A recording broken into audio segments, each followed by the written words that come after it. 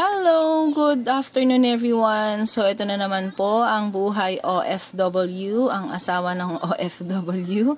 So, wala pong gagawin kundi, syempre, pasyal online ang gagawin lang namin. So, this Sunday, itong Sunday nga, kanina yan, umaga, may service sila. So, usually naman, every Sunday, may pinupuntahan yung company nila. So, need lang nila mag-register para maka-join sila. So, yun yung benefits ng company nila.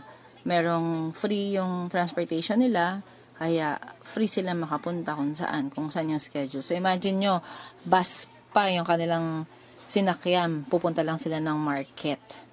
No? So, medyo challenge yung kanilang transportation dyan. Kaya, yung company may offer na free na transportation. So, yun, dadaanan lang nila yung kasama nila, dinrap sa isang market.